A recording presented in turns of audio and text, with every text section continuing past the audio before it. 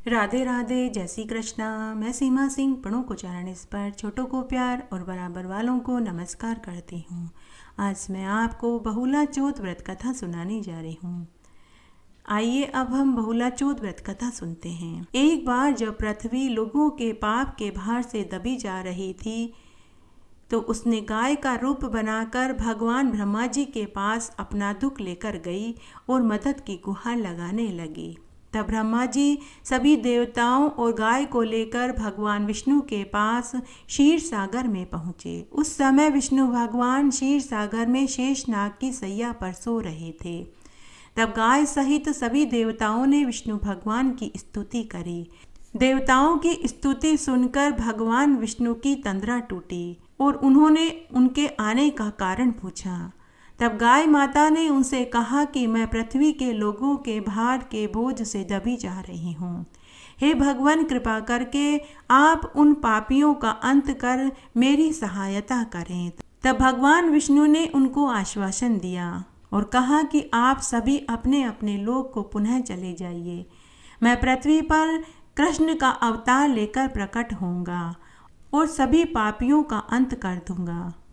उसके बाद द्वापर युग में भगवान विष्णु ने कृष्ण अवतार लेकर देवकी के गर्भ से पैदा हुए और माता यशोदा और नंद बाबा के गोकुल में पहुंच गए।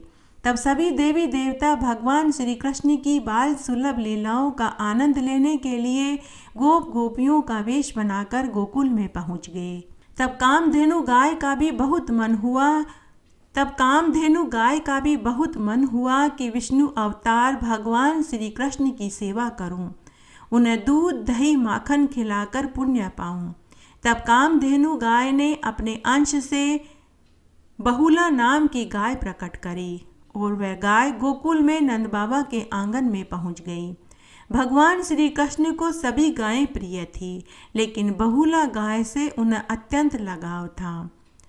अब बहुला गाय भगवान श्री कृष्ण की सेवा करने लगी। बहुला गाय का एक बछड़ा भी था जो गोलोक में ही रह गया था। बहुला गाय रोज सुबह शाम गोलोक में जाकर अपने बछड़े को दूध पिलाने के लिए जाने लगी। रोज बहुला गाय थोड़ी देर के लिए सुबह शाम के समय गायब हो जाती थी। भगवान श्री कृष्ण को बहुला गाय पर कुछ संदेह हुआ, तो उन्होंने बहुला गाय की परीक्षा लेनी चाहिए।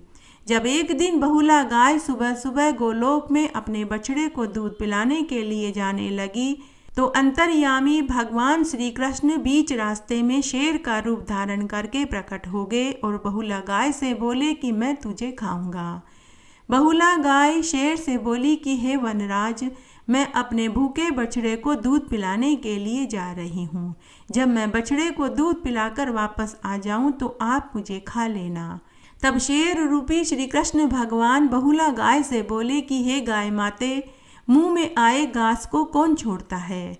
तो बहुला गाय शेर से बोली कि हे वनराज, मैं आपको वचन देती हूँ कि मैं आपका भोजन बनने के लिए जरूर वापस आऊँगी। तब शेर रूपी भगवान श्री कृष्ण ने बहुला गाय को जाने दिया। बहुला गाय गोलोक में गई और अपने बछड़े को दूध पिलाकर पुनः शेर के पास लौट आई और बोली कि हे वनराज, अब आप मुझे खाकर अपनी भूख शांत कीजिए।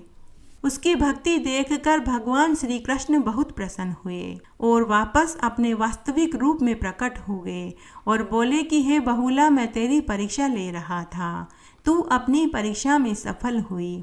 मैं तुझे वरदान देता हूँ कि जो कोई भी स्त्री पुरुष भादवा मास की चतुर्थी का व्रत करके गाय और बछड़े की पूजा करेंगे, उन्हें मैं दीर्घायु पुत्र धन सुख संपत्ति से युक्त कर दूंगा और वे इस संसार के समस्त सुखों को भोग कर मरने के बाद गोलोक में मेरे साथ चिरकाल तक आनंद सुख भोगेंगे।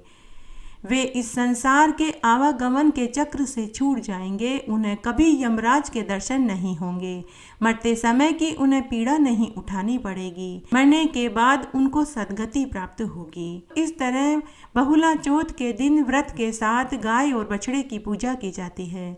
घटती हो तो पूरी हो तो परवान चढ़े, भूले बिसरे नाम तेरे भंडार में भरे। इस तरह आज मैंने आपको बहुला चौथ की एक ऐतिहासिक कहानी सुनाई। आशा करती हूँ यह आपको जरूर पसंद आएगी। मेरे साथ बने रहने के लिए आपका धन्यवाद। आगे की कथा कहानी के लिए भी आप इसी तरह मेरे साथ बने रहें। धन्यवाद।